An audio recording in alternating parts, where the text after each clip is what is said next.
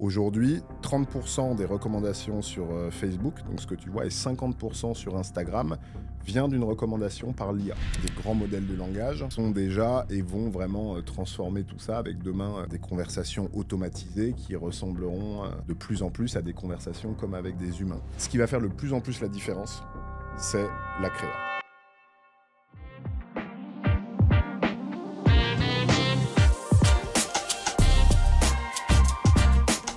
Bonjour à tous. Alors dans ce nouvel épisode de Marketing Stories, j'ai la chance d'être avec Guillaume Cavaroc, qui est Business Director sur les activités e-commerce, luxe et retail chez Meta. Bonjour Guillaume. Bonjour Thibaut. Ravi d'être avec toi aujourd'hui dans les studios de partout. On est hyper contents. C'est le premier épisode qu'on filme dans ces bureaux. Donc merci d'avoir fait le déplacement. La première question avant de rentrer dans le vif du sujet qui va être l'IA, c'est de te présenter, de nous dire qui tu es. Ouais, donc je suis Guillaume Cavaroc, j'ai 39 ans. Je travaille depuis une quinzaine d'années, dont quasiment la moitié maintenant chez Meta. Ça va faire 8 ans que je suis chez Meta. Avant ça, je suis sorti de l'ESCP en 2009 et j'ai travaillé 8 ans en conseil en stratégie chez Roland Berger, où j'ai fait pas mal de choses dans plein de secteurs divers et variés. Et puis après 8 ans, j'ai un petit peu réfléchi à la suite de ma carrière. J'étais très intéressé par la tech, les startups, également un petit peu le VC. Puis finalement, c'est les grandes entreprises de tech qui ont eu raison de moi. Et je suis arrivé chez Meta début 2017. Et aujourd'hui, comme tu l'as dit en intro, je m'occupe du coup des partenariats avec les grandes entreprises de distribution et les grandes maisons de luxe. Donc avec mes équipes, on accompagne les LVMH, Richemont, Kering, Chanel, Hermès, Co sur le luxe, sur toutes leurs activations possibles sur nos plateformes, que ce soit Facebook, Instagram, mais également WhatsApp et Messenger. Et pareil sur la grande distribution, on va dire plus traditionnelle, alimentaire et non alimentaire, avec les Carrefour, Leclerc, Decathlon et consorts.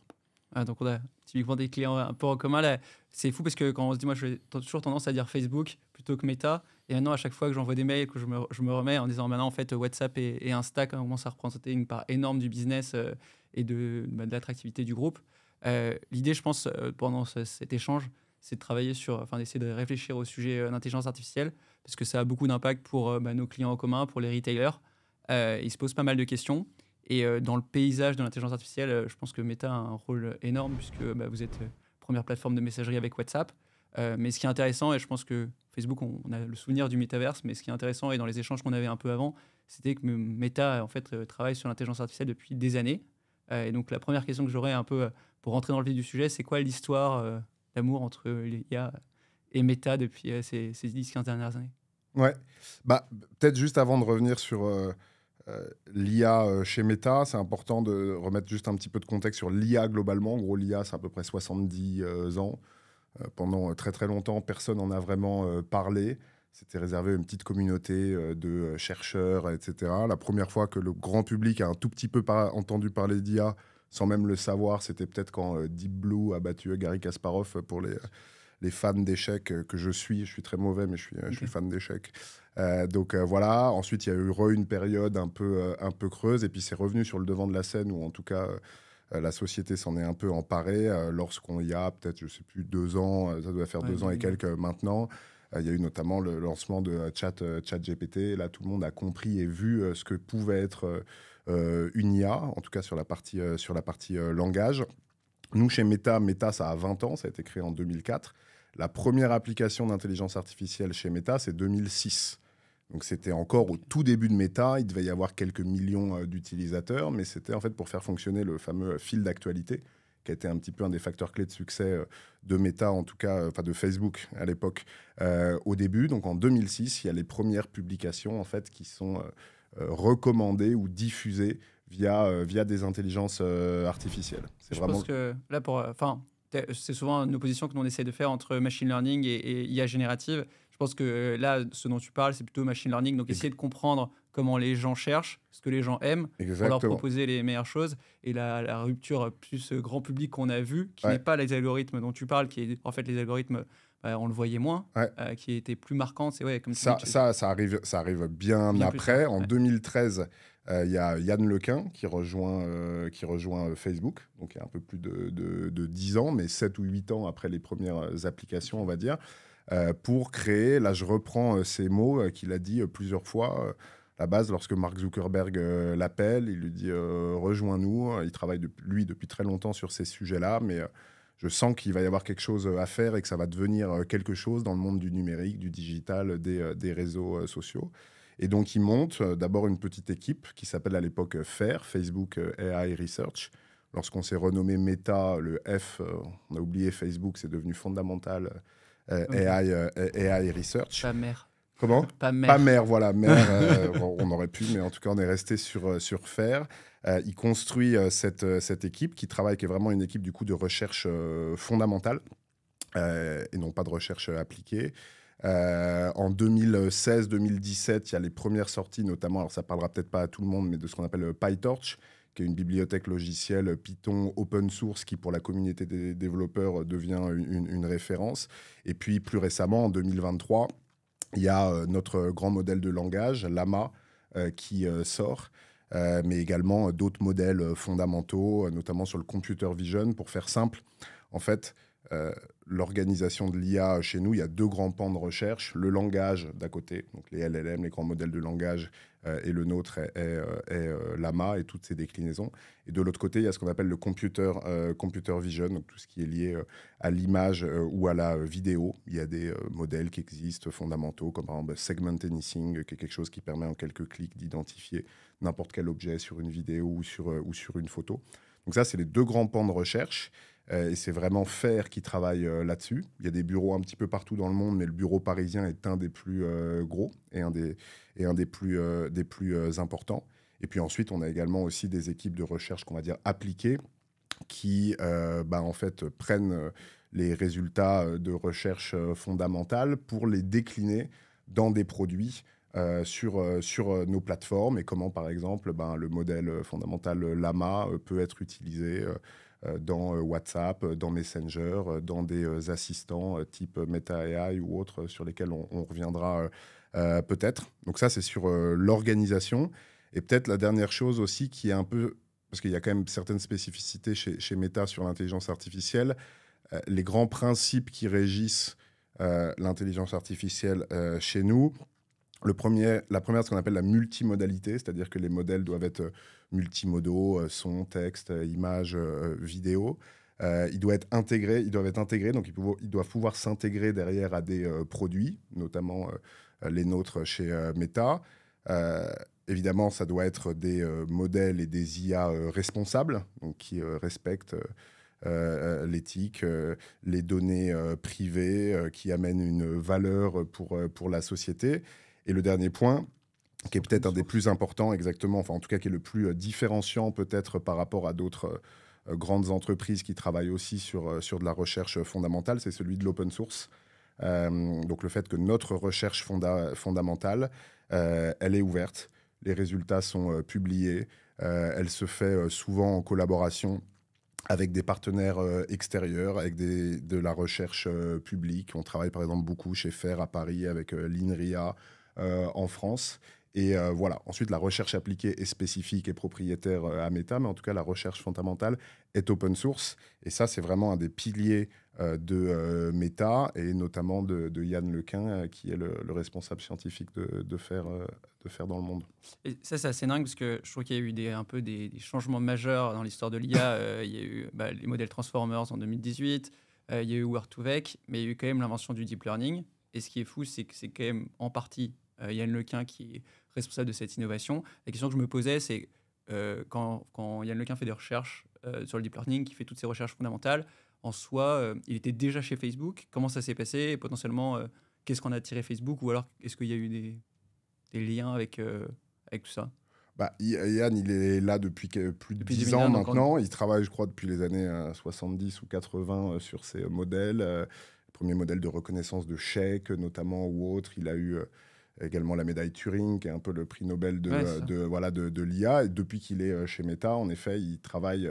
C'est vraiment lui comment dire, exactement la figure et les orientations scientifiques de Meta. Et on a également, alors une personne qui n'est pas française mais francophone, Joëlle Pinault, qui est canadienne, qui elle dirige vraiment les équipes faire dans le monde entier, qui était d'ailleurs en France il y a quelques semaines.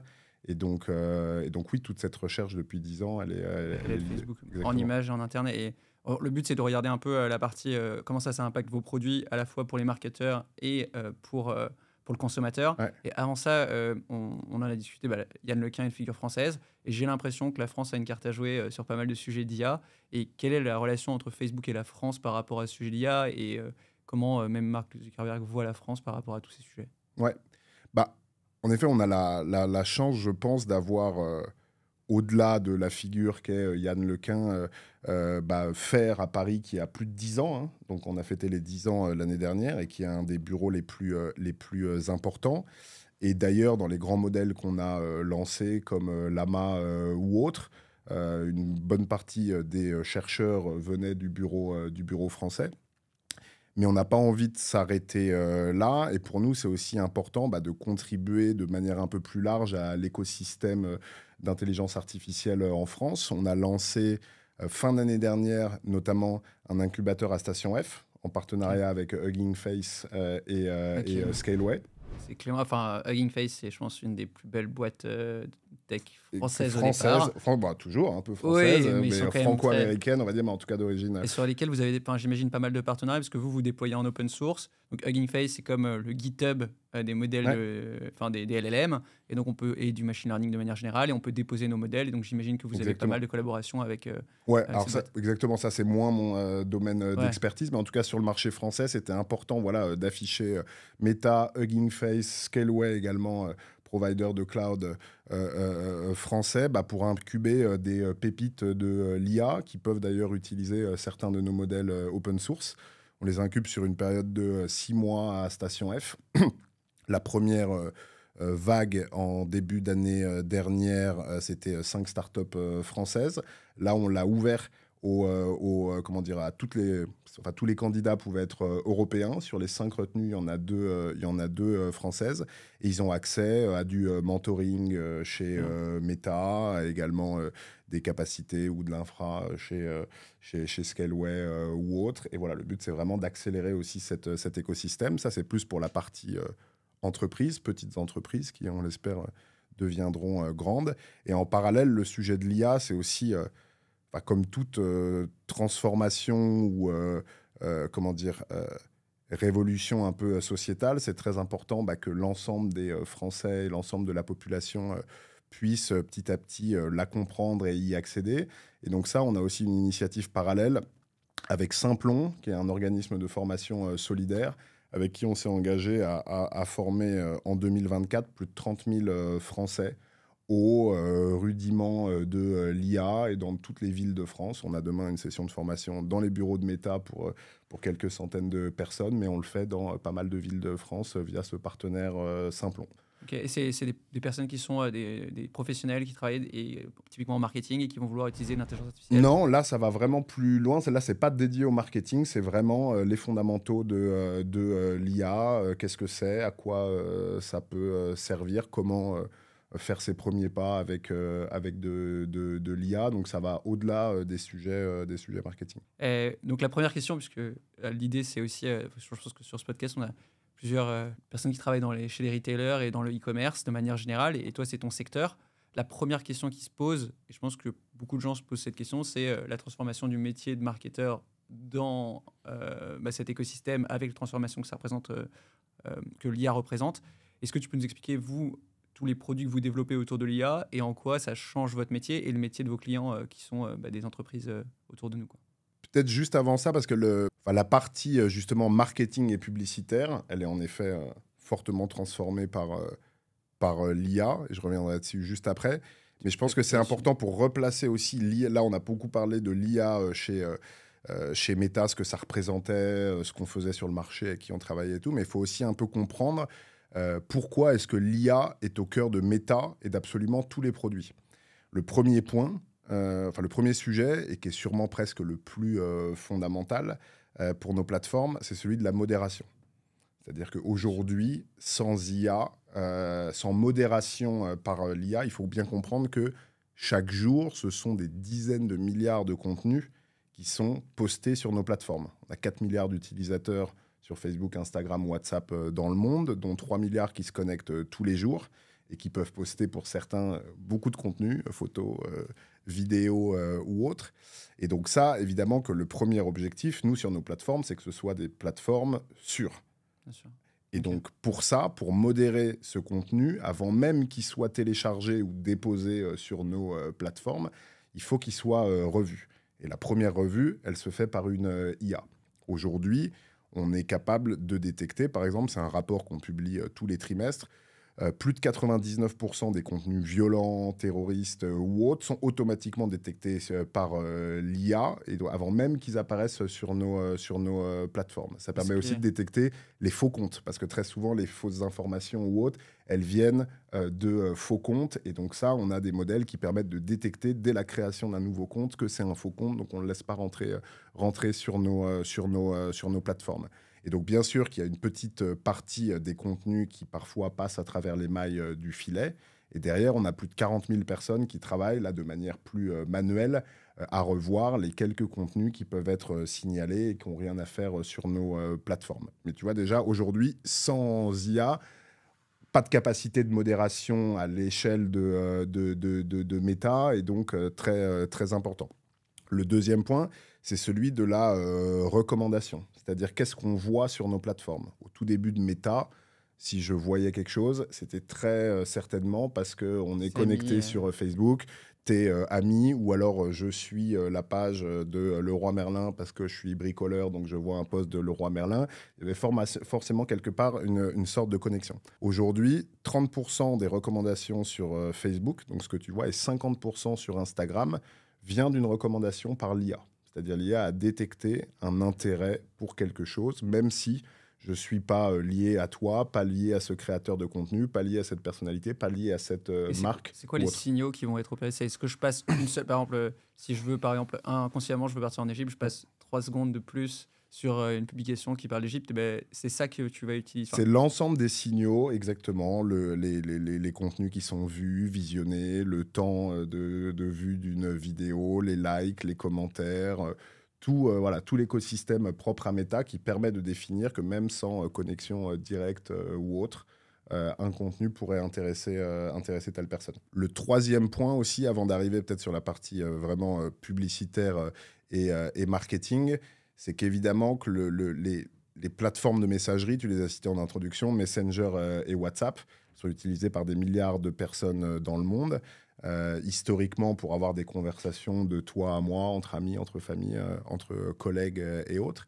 Et les grands modèles de langage, type Llama et autres, sont en train et vont de plus en plus transformer la manière dont on va utiliser aussi ces plateformes de messagerie, parce qu'on pourra converser non pas uniquement avec des gens, mais également avec des assistants, ou alors intégrer des assistants type Meta AI, dont on reparlera peut-être après, dans des conversations de groupe. Donc ça va aussi transformer la manière dont on utilise aujourd'hui les plateformes de messagerie.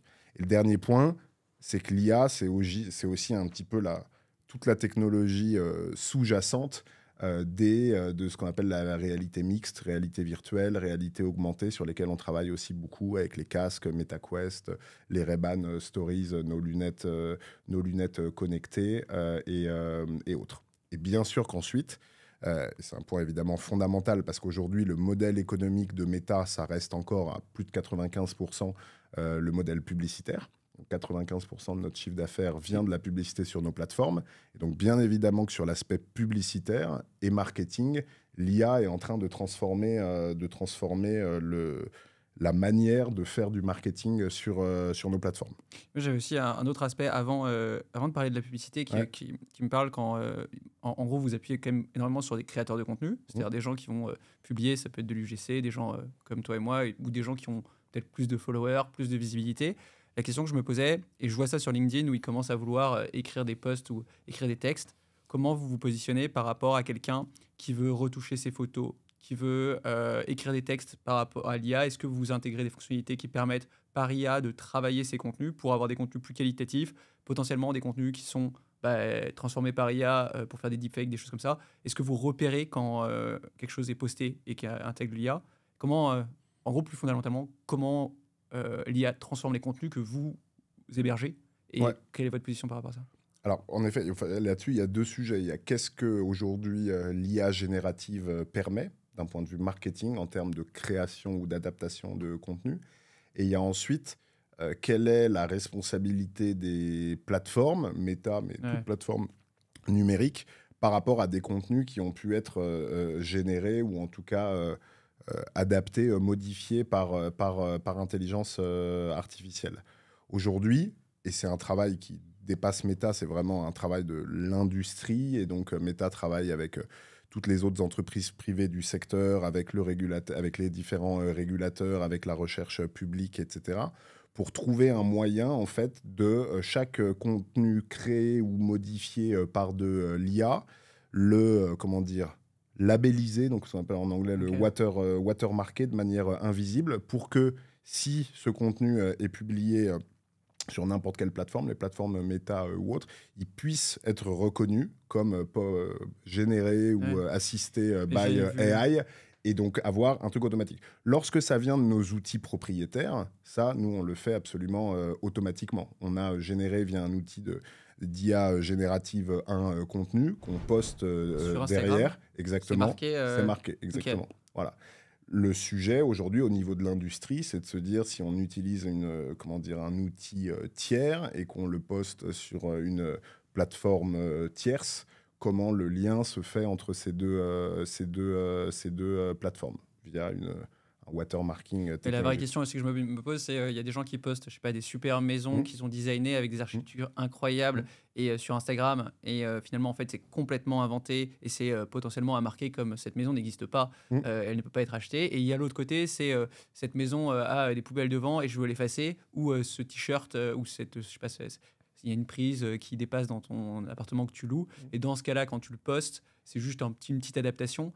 Donc après, il y aura potentiellement, j'imagine, des Ouais, cas où... ça c'est entre guillemets toutes les discussions qui sont en cours. Et puis il y a aussi le régulateur qui derrière définit au final quels doivent être les standards de l'industrie là-dessus. Ok. En tout cas, nous, pour revenir, donc ça c'est le sujet de comment dire la visibilité ou la transparence de l'utilisation de l'IA sur les plateformes, que ce soit Meta ou autre. Et ensuite, il y a quels outils d'IA générative viennent transformer un peu la manière de créer du contenu sur nos plateformes. Moi, je distinguerais un peu deux approches sur ce qu'on a pu voir et ce qu'on voit en ce moment sur nos plateformes. Il y a, on va dire plutôt les grandes entreprises, et je vais sortir par exemple un peu du retail et du luxe, et prendre une industrie que je trouve assez à la pointe sur le sujet, enfin pas que le retail et le luxe ne le soient pas du tout, mais on a des très beaux exemples là-dessus, qui est l'industrie automobile, et comment en fait l'IA est en train de transformer la création de contenu et la création publicitaire dans l'industrie automobile. On a travaillé avec un créateur de contenu pour plusieurs marques, pour Stellantis, pour la 408, pour Toyota, pour Mini ou autres, sur comment faire des contenus complètement adaptés au code de nos plateformes de Facebook et Instagram. Et donc, c'est un créateur de contenu qui s'appelle Thibaut Audio. Si tu veux aller voir, tu vois, il y a toutes ces c'est Thibaut LT à la fin, underscore audio, ODI, OT, je crois. Il y a tous les exemples dont là je vais parler qui sont sur sa grille Instagram. Comment en fait on va shooter déjà en termes de production très différemment des shoots un peu historiques de l'industrie automobile. Donc ça se passe avec un iPhone, avec un drone, dans un garage ou sous un parking. On prend la voiture sous toutes ses formes. Et derrière, on va le travailler en post-prod, avec des outils d'intelligence artificielle, en rajoutant des backgrounds, etc. Et tout. Ces 3 vidéos de la 408, de Toyota et de la Mini qui sont honnêtement assez incroyables. Et donc, cette utilisation-là de l'IA, et ça va au-delà de l'utilisation de l'IA, c'est comment en fait on revoit le concept même de production de contenu. Elle change beaucoup les codes, et derrière, quand on le voit, les performances sur nos plateformes sont beaucoup plus fortes que l'adaptation de contenu télé ou même de contenu, on va dire, plus classique. Donc ça, c'est l'utilisation de créateurs de contenu, d'outils, on va dire, externes pour créer du contenu qui est ensuite utilisé sur nos plateformes.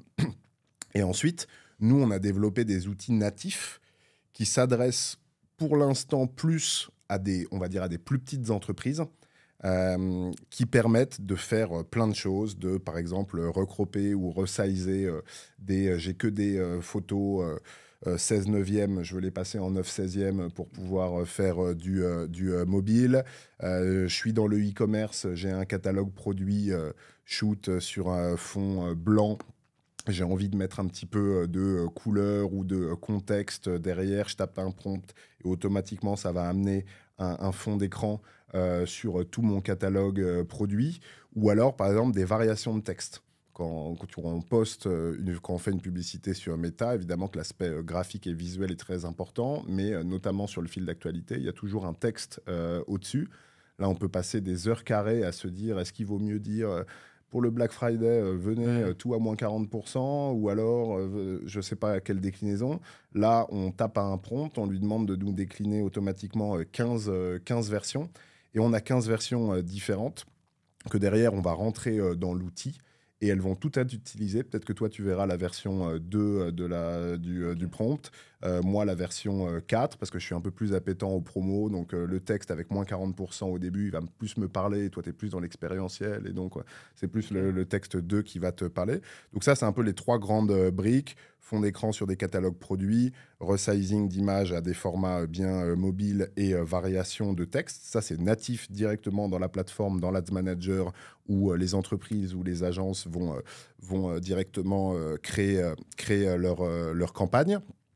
Et ça, c'est déjà énormément utilisé par on va dire, globalement, tout le monde peut l'utiliser, mais c'est vrai qu'une grande entreprise va plutôt quand même avoir tendance à travailler son contenu comment dire, un petit peu d'elle-même avec ses agences créatives, etc. Là où souvent, des petits annonceurs, faut pas oublier que chez Meta, on travaille avec tous les grands annonceurs, mais c'est aussi une multitude de TPE, PME qui travaillent avec nous et qui n'ont pas les moyens ou les conseils externes ou les expertises externes pour faire ce genre de choses. Donc c'est pour ça qu'on développe des outils natifs.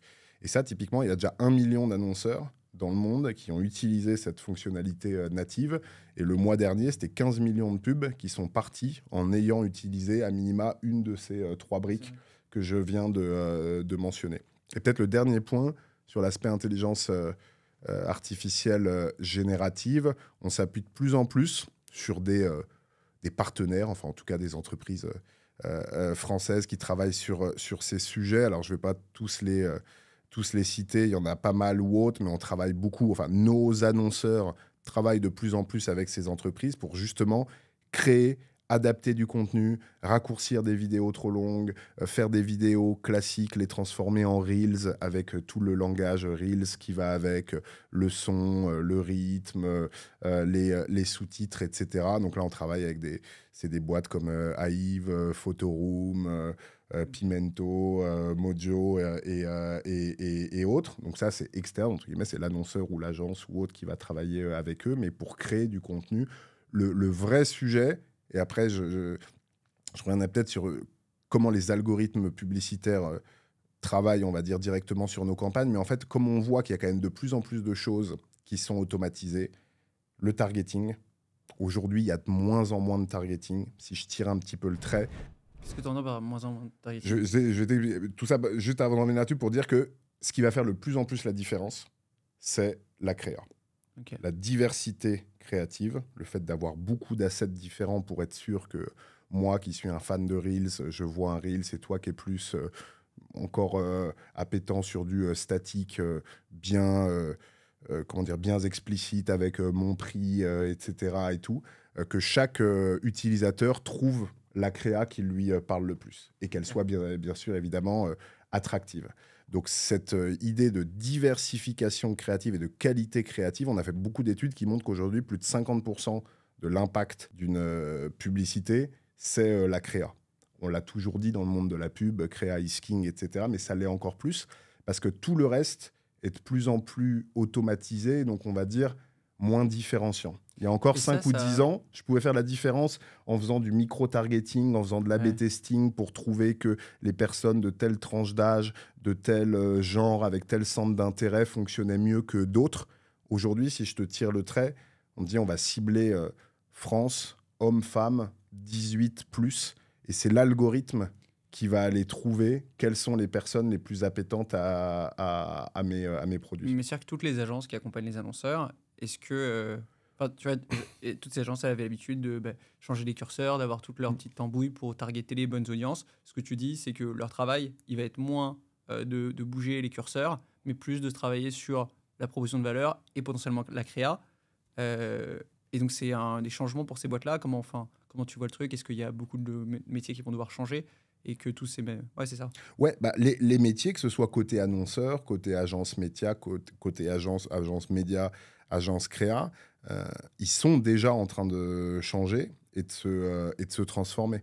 Mais c'est vraiment une transformation. Parce que lorsqu'on demande aux annonceurs ou même aux agences, ils disent tous, l'IA, elle est super utile, super puissante et elle m'aide dans mon business et dans mon marketing. Par contre, c'est évident que aujourd'hui, toute la partie, on va dire, opérationnelle, mise en place des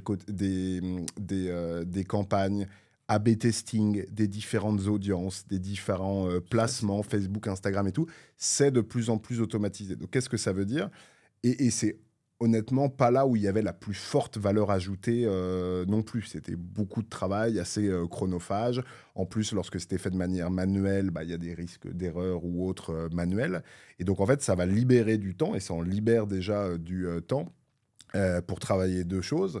Un, bah, l'amont, la stratégie, le conseil, la ligne éditoriale, le plan plurimédia, comment j'arbitre entre mon on, mon off, les différentes plateformes, qu'est-ce que je raconte, à quel moment de l'année, enfin vraiment toute la stratégie média et conseil que des partenaires, des agences ou autres amènent aux annonceurs, ça entre guillemets plus que jamais. Et également tout l'aval, c'est-à-dire post-campagne, la mesure d'impact, comprendre les résultats, multicanaux, l'impact des campagnes Facebook, l'impact des campagnes Google, l'impact des campagnes offline, télé, radio, affichage, etc. Tous ces sujets-là, on va avoir entre guillemets encore plus de temps à passer là-dessus. Tous les sujets d'intégration technique, comment pallier la dépréciation des cookies tiers en s'intégrant serveur to serveur, des sujets qui prennent du temps, et bien évidemment aussi la créa. Comment passer encore plus de temps et mettre encore plus d'énergie et de valeur dans les agences médias, dans les agences créa, dans les studios internes chez les annonceurs pour faire la différence là-dessus. Parce que la différence, elle se fera de moins en moins sur mon ciblage, sur mon paramétrage et tout de campagne. Si je te prends, du coup, peut-être pour expliquer en 1 minute, nous, on a synthétisé toute notre offre de valeur publicitaire dans une suite qu'on appelle Meta Advantage, qui est en fait une suite d'outils avec différents blocs, l'audience, les placements. Donc les placements, c'est Facebook, Instagram, Reels, Story, Newsfeed, Explorer, etc. En fait, tous les endroits, et je crois qu'il y en a 10, 15, 20, où une publicité peut apparaître à des formats différents. Ça, typiquement, aujourd'hui, placement et audience. Alors, il y a des exceptions, il y a des industries qui ont des standards particuliers et tout, mais si je te prends un e-commerçant qui va vouloir simplement optimiser sa conversion sur son site et générer un maximum de ventes parce que c'est Q4 et que c'est clé pour lui. Audience et placement, il va, ce qu'on appelle, cocher le truc Meta Advantage et ça va être complètement automatisé. Ce qui veut dire, par exemple, je prends un exemple, je fais des produits de beauté à destination des femmes. Historiquement, j'avais tendance à faire des grosses campagnes ciblées sur les femmes, certaines tranches d'âge, si si mon audience cible est dans une tranche d'âge particulière. Là, maintenant, on dit, en fait, c'est hommes, femmes, toutes les tranches d'âge, parce que je peux avoir des hommes qui achètent ce type de produit, notamment pour du gifting, notamment à l'approche de Q4. Je peux avoir des gens qu'on n'a pas forcément identifiés tout de suite avec un intérêt pour ça, mais qui vont quand même être intéressés, qui vont cliquer. Donc, on va détecter un pattern sur ce type de personnes et l'algo va délivrer chez eux. Donc, tu vois, en gros, quasiment plus de ciblage. Et pareil, on n'est plus en train de se dire, est-ce que mon audience, elle est plus sur Facebook, plus sur Instagram, elle est plus sur le newsfeed, plus sur les Reels, plus sur Story. En fait, on va ouvrir tous les placements. Il va y avoir une créa ou plus par placement. Et c'est l'algorithme qui va définir ça. Et si on se place, parce que là, il y a une partie qui est, j'imagine, de vos clients, et tu le disais, qui sont des grands annonceurs. Tu as aussi une partie qui est ce qu'on appelle, je sais partout, des SMBs. J'imagine que c'est le même nom chez vous, mais pour ceux qui nous écoutent, peut-être qui connaissent moins. Donc, c'est Small and Medium Business, c'est tous les petits commerçants, les e-commerçants, etc.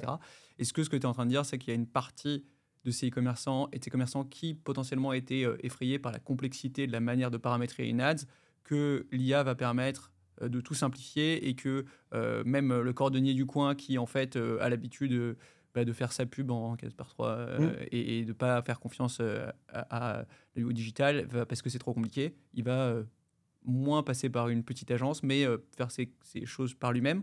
Est-ce que c'est la vision que vous portez un peu? Alors, le fait de faire par soi-même ou via une agence, entre guillemets, ça ne va pas changer, parce qu'on a vu juste avant que le rôle de l'agence de faire la strat, de faire la création, je suis d'accord. Exactement et tout. Mais pour opérer, comme c'est des outils self-service, il ne faut pas oublier, je crois qu'on a 11 millions, il y a 200 millions d'entreprises qui sont présentes sur Meta. Il y en a, je crois, 11 millions qui font du média, c'est-à-dire qui font de la publicité, que ce soit quelques dizaines d'euros par mois ou des centaines de millions.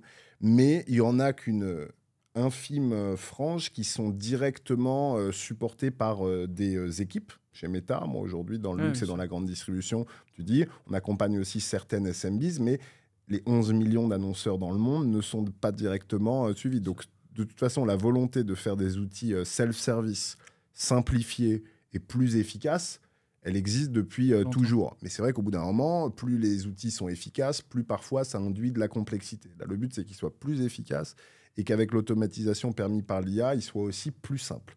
Et de se dire, voilà, en effet, en tout cas, la partie audience et placement, j'ouvre tout. Ça, c'est l'algo qui fait le meilleur job possible. Et donc, moi, je vais me concentrer sur ma créa, parce qu'au final, même si on ouvre tout et que l'algo est très bon, si la créa ou l'offre n'est pas attractive, la proposition de valeur n'est pas là, ça, c'est ce qu'on dit.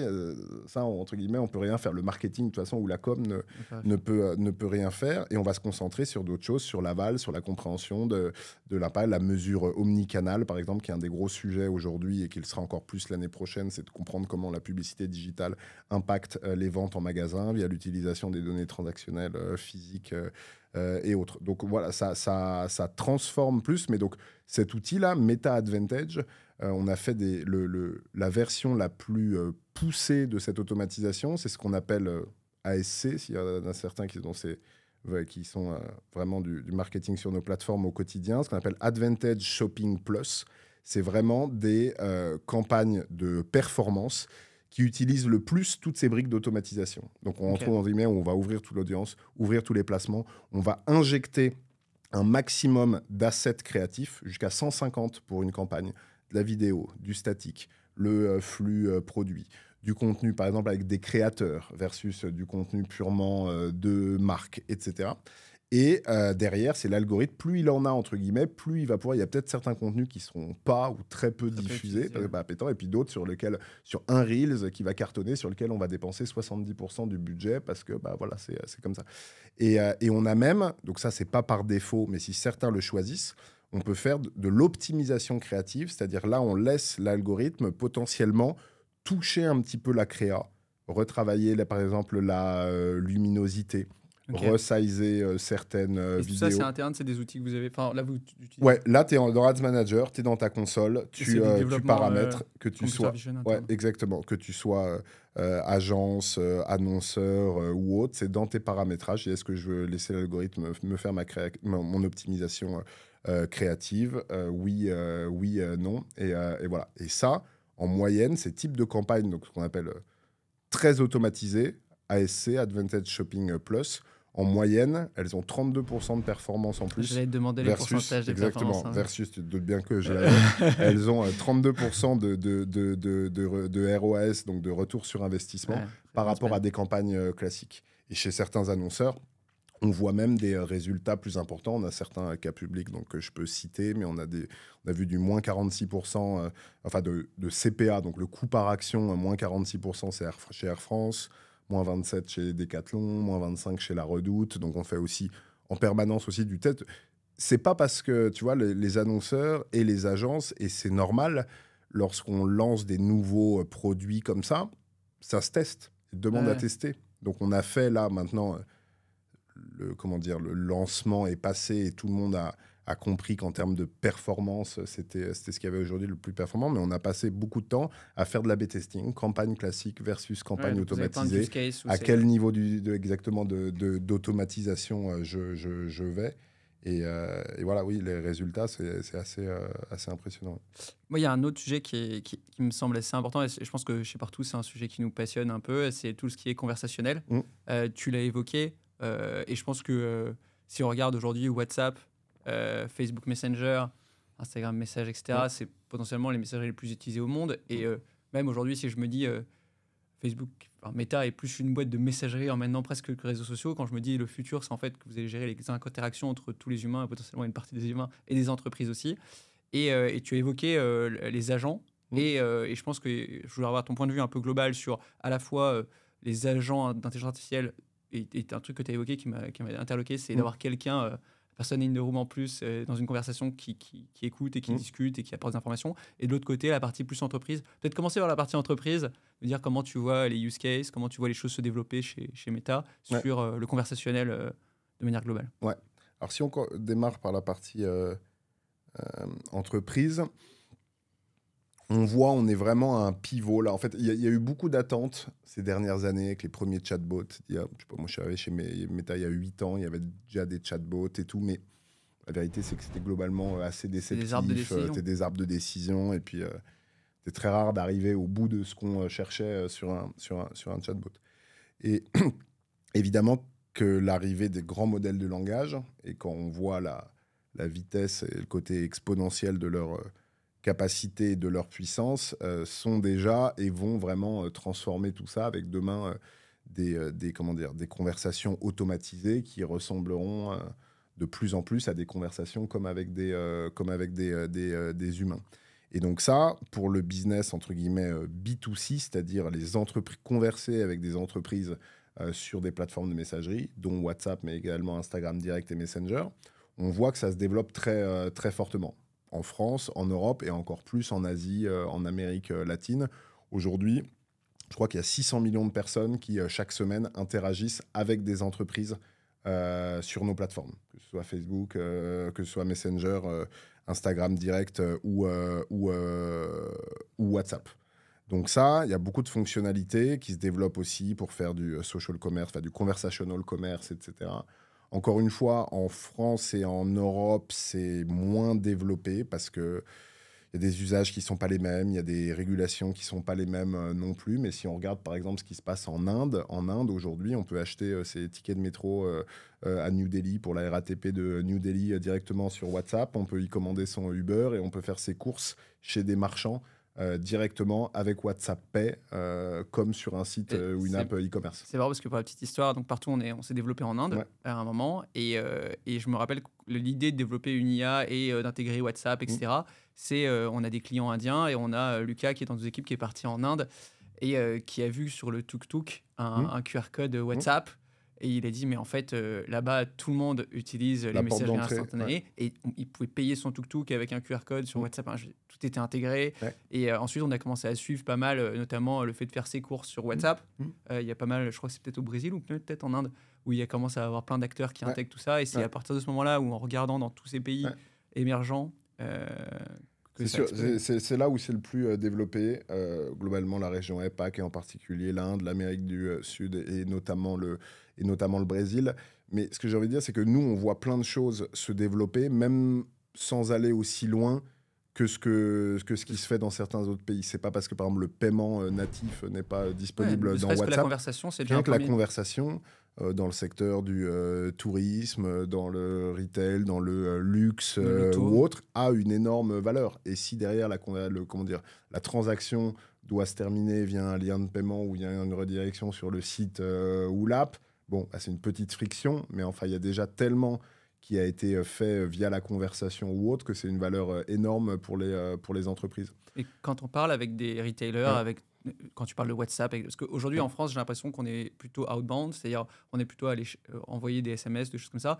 Est-ce que l'aspect conversationnel, vente par les canaux de messagerie, c'est quoi les freins que tu entends autour de toi par rapport à des retailers qui se diraient pas tout de suite ou Alors déjà, il y en a de moins en moins. C'est-à-dire que ça accélère progressivement. Il y a également un système de pricing qui est différent du mail ou du SMS, qui est volontairement plus cher et donc qui nécessite en fait une expérience plus travaillée. Moi, c'est ce que je dis à mes annonceurs. Si c'est pour, même si vous avez une base d'opt-in WhatsApp, si c'est pour leur envoyer un mail, enfin un WhatsApp en push avec moins 30% chez telle marque pour le début des soldes, aucun intérêt. Faites du SMS ou de la newsletter. Alors, les taux d'ouverture ne sont pas les mêmes, etc. Mais les coûts d'envoi ne sont pas les mêmes non plus. Donc, il y a cette nécessité de travailler une expérience, on va dire, à plus forte valeur ajoutée, plus premium, plus complète. Si je rentre dans une discussion avec une entreprise sur WhatsApp, je dois pouvoir faire autre chose que simplement recevoir une communication descendante. Donc c'est là où les grands modèles de langage et l'automatisation rendent en compte. Je dois pouvoir demander des informations sur des produits, sur les horaires d'ouverture des magasins. Si j'ai une commande en cours chez un commerçant, il doit pouvoir automatiquement la retrouver et me dire où j'en suis. Je dois pouvoir faire plein de choses, accéder à du contenu. Le grand intérêt aujourd'hui de WhatsApp aussi par rapport aux canaux SMS ou mail, c'est le fait que ça supporte du rich media. Bien sûr, Donc, c'est on le peut truc envoyer qu'on de est la, en train de la vidéo, du son, des catalogues produits. Et en plus de ça, le pricing se fait au niveau d'une conversation et non pas au niveau d'un envoi de message. C'est-à-dire, plus la conversation dure, plus la conversation est profonde ou autre, ça coûte le même prix. C'est l'engagement d'une conversation sur une fenêtre je sais plus, c'est 24 ou 48 heures. Mais donc, tant que le client est réceptif, tant que moi, je réponds à la marque, c'est-à-dire que j'ai envie d'en savoir plus ou autre. Donc, en fait, il y a une capacité de travail pour un marketeur beaucoup plus large et beaucoup plus profonde que sur un SMS ou un mail, déjà qui n'est pas conversationnel, qui ne supporte pas les mêmes choses ou autres. Donc voilà, c'est peut-être pour ça, en fait, où lancer une campagne SMS ou email, bah, ça peut se faire en quelques... Enfin, tu vois, il n'y a pas besoin de faire tous les parcours, exactement. de définir tous les types de Voilà, questions, exactement. etc. Donc, en fait, ce sont aussi des projets qui vont toucher différentes équipes dans l'entreprise. Parce que si je dois pouvoir répondre à un statut de commande, bah, ça veut dire que c'est le service après-vente. Si je veux pouvoir gérer du push, c'est avec le CRM. Si je dois diffuser du contenu, c'est avec la Content Factory ou autre. Et derrière, c'est les équipes marketing qui vont initier les campagnes de push. Parce que donc c'est le même principe que du SMS ou du mail. Si on a des opt-in WhatsApp, on a la possibilité proactivement d'envoyer des messages sur WhatsApp. Donc voilà, c'est plus un peu pour avoir une expérience derrière plus complète et à plus forte valeur ajoutée, ça nécessite aussi un travail en amont. On ne se lance pas un projet WhatsApp, en gros, ça ne se lance pas en quelques jours. Il y a une vraie réflexion et une multiplicité d'équipes qui interviennent. Voilà. Mais quand on voit ce qui se passe dans d'autres pays et ce qui commence à se faire en Europe, on a des cas d'usage assez incroyables avec Air France, avec Club Med, avec des retailers, etc., qui commencent à prendre assez fortement. Et je pense qu'il y a aussi une chose à avoir en tête, c'est que même globalement, autant le SMS, le mail ou la boîte aux lettres, historiquement, était un peu ouverte, même si c'est sujet à du consentement et à un opt-in, mais on recevait beaucoup de communication. Je pense qu'au sein de WhatsApp, les consommateurs ne laisseront rentrer dans leur WhatsApp, qui est quand même un univers assez personnel, presque un peu intime, que certaines marques, où il y a une certaine affinité ou autre. Donc en fait, chercher à avoir le reach du mail ou du SMS demain sur WhatsApp, c'est illusoire et ça n'a pas de sens. Par contre, les gens vraiment qui acceptent de recevoir une communication qualitative, conversationnelle, à valeur ajoutée dans leur WhatsApp, là, ça a une valeur incroyable pour un annonceur. Mais ce sera peut-être X% que le mail, la problématique du mail aujourd'hui, c'est que même s'il y a l'opt-in, en fait, même en communication, même B2B, on est flodé de mail et il n'y a pas ce côté j'accepte que la personne... il y a potentiellement des enjeux... de limiter le nombre de messages WhatsApp et pour exactement. Et c'est pour ça qu'il n'y a pas de, tu vois, souvent on pose la question, oui, mais alors du coup, est-ce que c'est en substitution? Pour moi, c'est en complément. Enfin, tu vois, tu vas avoir SMS et mail qui vont rester du push de masse, et puis tu vas avoir un vrai travail, on va dire un peu premium ou qualitatif ou autre sur sur un certain segment de tes clients. nous, partout, on a des clients pas mal en Amérique latine. Et j'ai déjeuné avec les équipes Customer Success chez nous qui travaillent avec.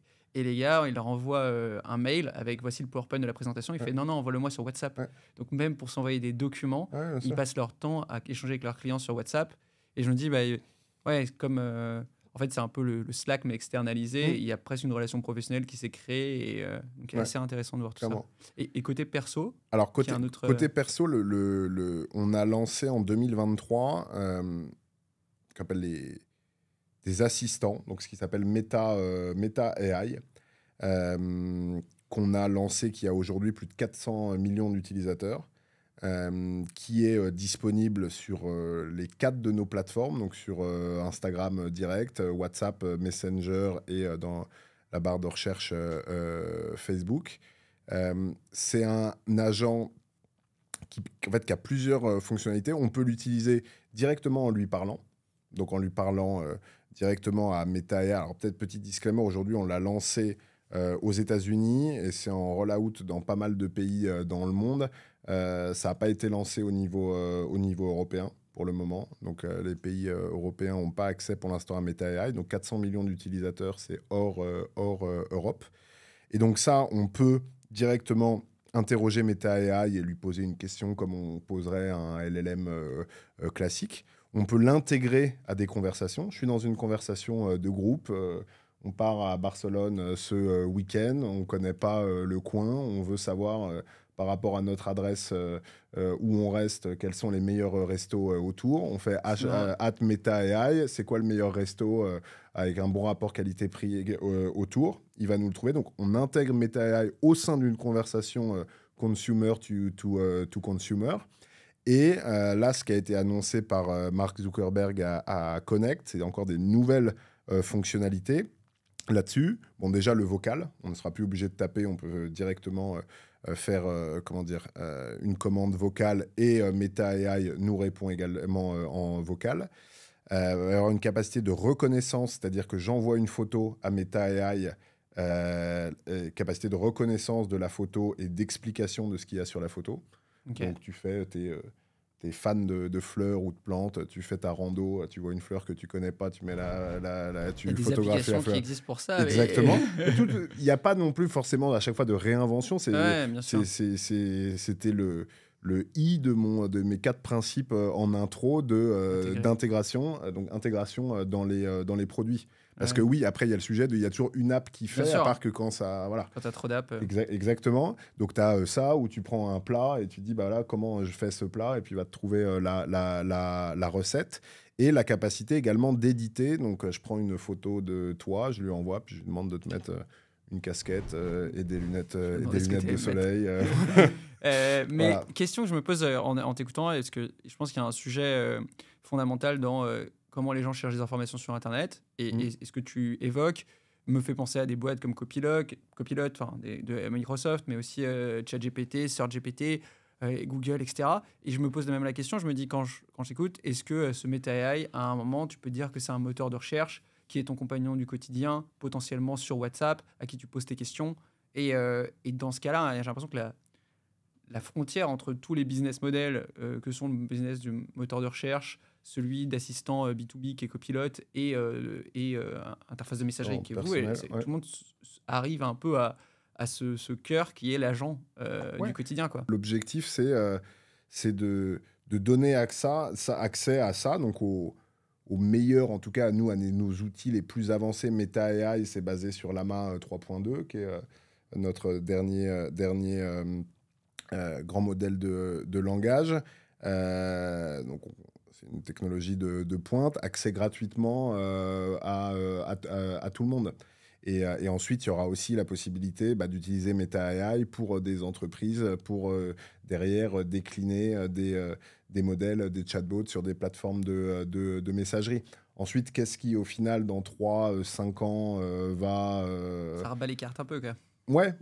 Il y a un vrai sujet en ce moment, on le voit bien, oui. En effet, ça change. Le search change. Mais voilà, on est en plein dedans, en fait. Donc, l'industrie se transforme petit à petit. C'est sympa à regarder.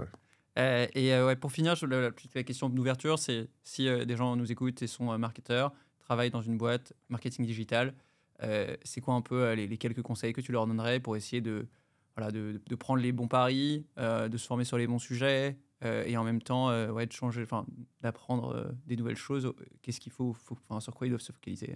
Ouais, bah, on l'a vu, hein, c'est...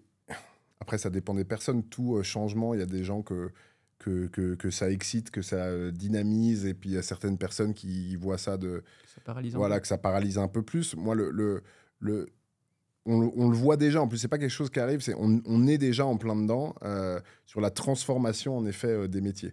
Et moi, je trouve qu'elle est plutôt cool quand on dit ça va permettre de se recentrer sur les, comment dire, les parties à plus forte valeur ajoutée du métier. Si je prends par exemple les gens, que ce soit en interne chez les annonceurs ou dans les agences, passer des heures et des heures à paramétrer des campagnes, à dupliquer des campagnes, à faire 10 assets différents Ouais. pour aller cibler. La vérité, c'est que ça, la valeur ajoutée pour l'annonceur, elle est faible, que ce soit quelqu'un qui le fasse manuellement, et la personne qui le fait, je suis pas sûr qu'il y ait énormément de personnes qui Ah ouais, je pense se... qu'il y avait des gens qui as une certaine Oui, expertise, une alors il y a... certaine. Ouais, c'est un Ouais, peu comme réparer mécaniquement un moteur de voiture, quoi. ouais, oui, oui, bien sûr, mais en effet, mais comme tu dis, donc en fait, vraiment, ça se transforme. Donc, et ça se fait pas du jour au lendemain non plus. Ouais. Bien heureux, en fait, toute transformation ou toute révolution, lorsqu'elle se fait trop vite, c'est là où c'est gênant, parce que du jour au lendemain, ça change. Il Ouais. n'y a pas le temps d'accompagner, il n'y a pas le temps de former, il n'y a pas le temps de tester, etc. D'où Là, ça l'intérêt prend des le temps. Quand formations on que vous parle faites. d'automatisation, on est encore loin d'avoir... tu vois, les gens, ils disent, bah, quand est-ce que je tape un prompt et ma campagne automatiquement se lance, ma créa, elle se fait automatiquement. On en est très très loin, et ça existera peut-être et même sûrement jamais. Par contre, est-ce que chaque trimestre qui passe ou autre, il y a des nouvelles briques d'automatisation, soit sur la créa, soit sur le setup ou autre? Oui. Donc ça laisse aussi le temps de se former, de faire évoluer les profils, d'adapter ces modèles aussi, en remontant vraiment sur le cœur. À la base, les agences conseils, c'est les agences Ouais. conseils. Et ça, on ne changera jamais qu'il y a du off, il y a du on. Il y a plein de plateformes différentes, qui ont leurs spécificités différentes, qui mesurent différemment, que chaque année, il y a des budgets qu'il faut arbitrer, qu'il faut comprendre la contribution de chaque plateforme à la performance, au business des deux. Donc ça, plus que jamais. Il y a plein, on n'en a pas parlé, mais il y a plein de sous-jacents d'intégration technique, de produits. Ça ne se fait pas tout seul. Il faut aussi travailler là-dessus et accompagner là-dessus. Donc le sujet de l'accompagnement, il est plus fort que jamais. Il est en train de diviser. Donc moi, c'est un peu curiosité. Il y a tellement... C'est tellement prolifique, il y a tellement de choses. Même moi qui essaye de me tenir pas mal au courant, je suis abonné à plein de newsletters IA. La plupart du temps, je me dis, putain, en fait, je comprends rien et tout, tellement il y a de nouveaux trucs et tout. Donc, arriver à bien sentir qu'est-ce qui, dans son métier, peut ou est déjà en train de transformer, prendre les occasions de s'y former. Nous, chez Meta, régulièrement, on a des formations. Je disais, demain, avec Simplon, on a des ateliers pour éduquer sur l'intelligence artificielle. On fait régulièrement aux annonceurs, aux agences médias, aux agences créa, des updates sur nos produits, sur ce qui existe, etc. S'informer des écosystèmes de partenaires, ceux que j'ai cités tout à l'heure aussi, sont très intéressants à rencontrer pour voir comment aussi ça fait évoluer, les modèles. Et au final, c'est la fameuse rengaine. Oui, l'IA est en train de Ouais. transformer certains métiers. La vérité, c'est qu'il va falloir savoir utiliser ces IA, mais elles vont pas remplacer les métiers du marketing, qui sont profondément humains et liés à l'émotion également, Ok. etc. quoi. Ouais, j'essaierai de me faire un peu l'idée, c'est pilotage stratégique qui reste hyper important Ouais. et aussi intégration. Je trouve que c'est intéressant ce que tu disais sur les intégrations avec d'autres bases de données, etc. Mettre des API et se faire accompagner par les bons partenaires. Voilà, exactement, bien mesuré. Travailler, et encore une fois, hein, plus que jamais, vraiment, la créa, on dit creative is the new targeting. On voit, hein, c'est dommage, hein, mais vraiment, allez On la voir au mettra. niveau. Voilà, on la mettra, on l'incrustera sur la vidéo. Et là-dessus, il y a, pour n'importe quelle marque ou autre, même les plus avancées, il y a un tel boulevard et un tel terrain de jeu, etc., qu'on est qu'au début. Et ça requerra toujours beaucoup d'humains et beaucoup de cerveaux. Merci beaucoup Guillaume pour cet échange. J'espère que vous avez été intéressé et n'hésitez pas à nous suivre sur le podcast et à très vite. Merci.